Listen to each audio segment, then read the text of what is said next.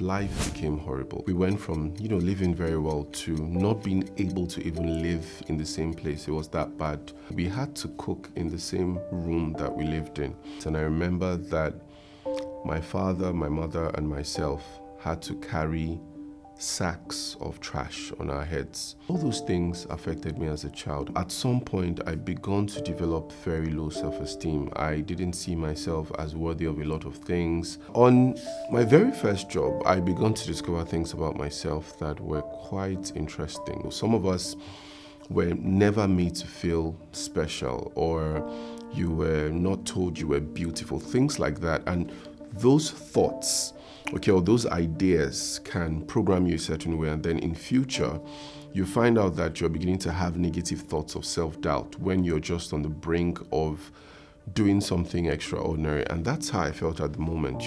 The big breaks of life are in the small breaks of life. So the best opportunity is the current opportunity. This is 21, 22-year-old me, and I knew from the get-go that excellence had to become a core value. There is who to be before there is what to do. What should you expect from this channel? Expect value. The content you're going to get on this channel will be life-changing.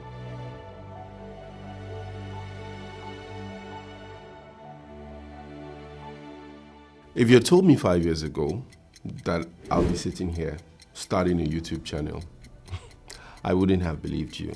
But here I am, and I'm doing this for you as much as I am doing this for myself. And if you've ever felt like giving up on your dreams, then this video is for you.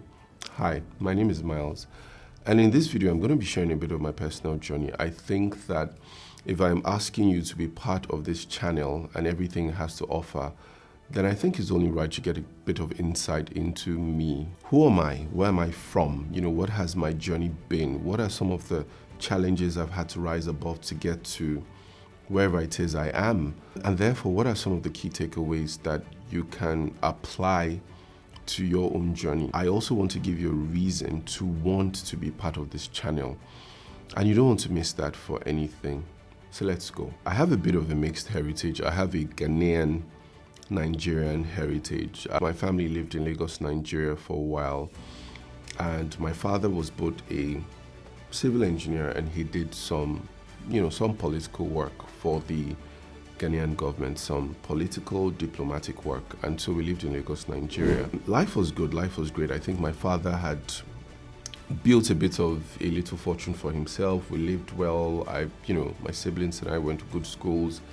And then somewhere along the line, because of the political diplomatic work that he had to do at the time, we had to move to Ghana. I don't think it was a well thought through decision. At the time, I think he had made that decision. That's my dad made that decision based on some promises, some political promises that were made to him. And so my family moved to Ghana, and I think that's where hell really began. I think that none of those promises were kept. Life became horrible. Life was really, really bad.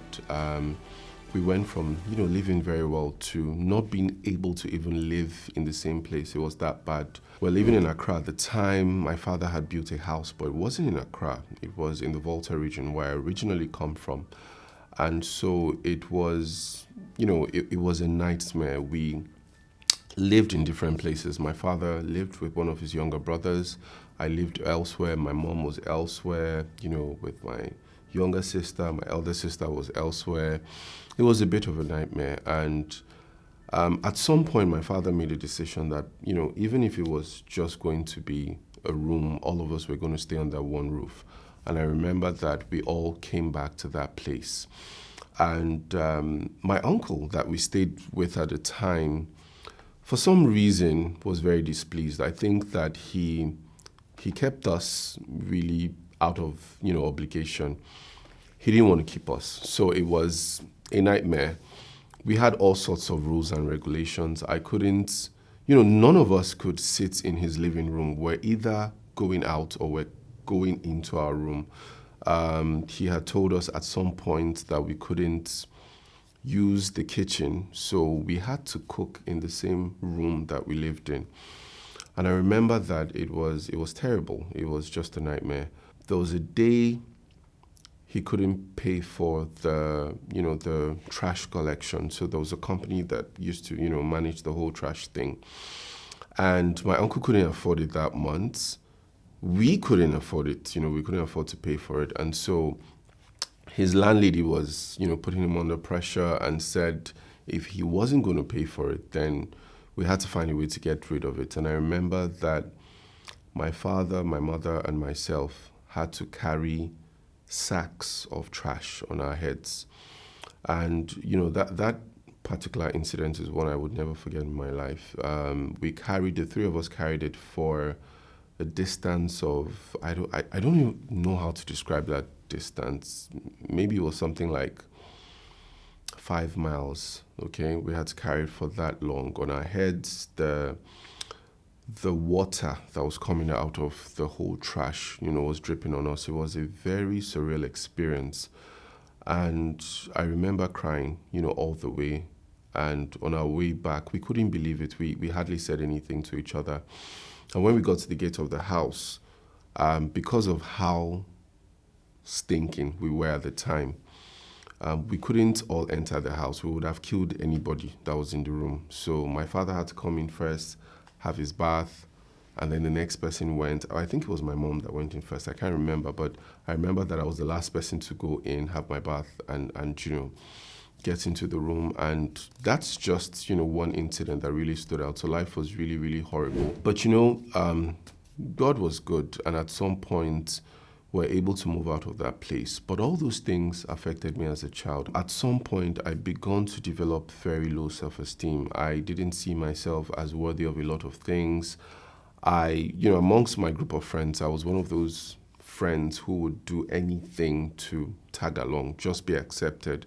I studied information technology, became a software engineer, front end, back end, and life was good. Now, on my very first job, I began to discover things about myself that were quite interesting. I remember that part of my job required that from time to time I would deliver these presentations just to give projects progress, to my superiors and stuff like that. And every time I delivered a presentation, people loved it. I discovered that I felt good. I just had this ability to communicate. That was really nice. People around me always commended me, for the presentations. They were like, "Oh, that was a fantastic presentation." And at some point, I began to even represent my boss in certain meetings, where maybe he had to deliver a presentation. And that was the first time that I got a hint into what I'll be doing in future. But at the same time, it was a bit of a very contrasting situation because I grew up to be very shy and introverted because of the low self-esteem that I was dealing with. But on the other hand, I could speak well, but I had to speak in public. How does someone who is shy and introverted, get up and have this ability to be able to speak confidently in public? So that was a dilemma for me. It was the first thing I had to rise above, because, sometimes some of us kind of underestimate the impact of our childhoods on how we turn out in life, or some of the things that we have to deal with later on in adulthood. I think that the formation of self-esteem begins from childhood. So some of us were never made to feel special, or you were not told you were beautiful, things like that. And those thoughts, or those ideas can program you a certain way, and then in future, you find out that you're beginning to have negative thoughts of self-doubt when you're just on the brink of doing something extraordinary. And that's how I felt at the moment, At the time, it didn't feel good at all because I could speak. I wanted to be able to speak in front of large audiences, but I had all these thoughts of self-doubt and all of that. And I remember that I had to convince myself that, look, I need to be able to do this, and I began to look for opportunities. So opportunities in my local church, I was part of small groups, and I actively looked for opportunities to be able to speak. And every time I was presented with an opportunity, I prepared for that opportunity like it was the best opportunity. And sometimes I think that in life, you're looking for an opportunity, and we always look out for the very big opportunities. But I think that the big breaks of life are in the small breaks of life. So the best opportunity is the current opportunity. You want to treat the current opportunity like the biggest opportunity. And so every time I had the opportunity to speak in front of small groups, I will take it very seriously. I'll prepare like my life depended on it, and I'll deliver. And people began to take notice of it. I perfected my art. I took courses here and there because I'd always also had a knack for solving problems. One of the things that I think served me well throughout growing up was the fact that I was a reader. I liked to read. So I read a lot of books. I was sick of books. I remember I got a call from one of our church leaders, and he said, look, we have a leadership summit, and I haven't listened to you personally, but I've been hearing a lot about the things you've been doing in your community, and would like you to come and talk, come and speak on leadership for like 45 minutes. And I remember, saying, yes, I'll do that. And I prepared for that meeting like it was the meeting of my life. I remember working till like 1 a.m. on my material. I went to bed. I was up by 4 to perfect my art, everything. And I remember going for that meeting, and it was supposed to be for 45 minutes, but I think I ended up speaking for about an hour. And I had a very loud ovation. Everyone was so excited. And that meeting was significant because at the end of that meeting, as I was leaving the hall, I stumbled, this young man just walked up to me, and he introduced himself as a manager of a consulting firm somewhere in Ikoyi. Ikoyi is a place in Lagos, Nigeria. So he introduced himself and gave me his card and said I should give him a call. I did. And I got a meeting. I got a meeting with his boss. So this is where the story gets quite interesting, because his boss is a lady called Uloma Umiano. I'm going to repeat that name, Uloma Umiano. This woman has probably been arguably the greatest influence in terms of my career, at least. So I remember meeting with her, and at the time, this was a company that was doing big things. They were, they were management consultants. They were managing very big projects for some of the biggest banks in the country, for international, multinational telcos like MTN and the like. And I was very young at the time. I was maybe like 21. I was too young to be part of that. I didn't have experience, okay? But Uloma met me, and she is, I don't know how to describe her. My story would not be complete without her, because she gave me an opportunity when I was just too young to be given an opportunity. She combines a certain degree of formality with the best attributes of spontaneity, of conversational quality. She's funny, she's smart, she's dramatic, she's kind of like an experience, put together. And I think that my training style is largely from her. I think that, over the years, people have admired the way I facilitate classes or the way I speak and things like that. And I think it's largely from her. I think that she has been my biggest influence. She has been my biggest influence in speaking. So Uloma had a meeting with me, and I introduced myself. At the time, I had already started writing newspaper articles. I showed her some of the articles, and she was like, yeah, you know what? I think you can be part of our faculty. So I think the following week or a few days later, the faculty were going to have a meeting. I was at the meeting. We had a nice time. And 2 months later, I had my first job working, on a project for MTN Nigeria. And that was very significant. I got that opportunity with Uloma's company. It's called Centric Culture. And I started working for them. I started traveling, Again, I realized very quickly that it was, management consulting in the country where I live at that time was dominated by much older people. There were people that were probably retired or had worked for 20 years and had resigned. And so they could solve problems out of their experience. But I was starting this at the beginning of my life. I had no experience. And so I knew from the get-go that if I was going to compete with these guys, I couldn't even be as good as they were. I had to be better.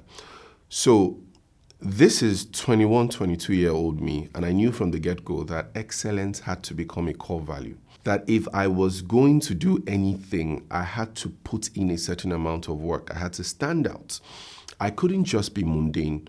I had to go the extra mile. I had to do something different. I had to show up and leave the sort of impact that would make people remember my name. And that's exactly what I did.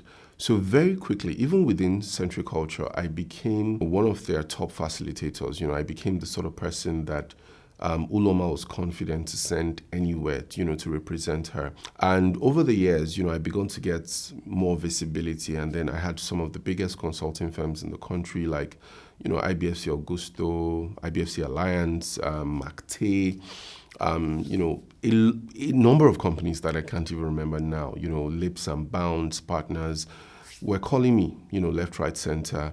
And, I was handling projects within and outside the country. I was traveling, I was staying in some of the best hotels.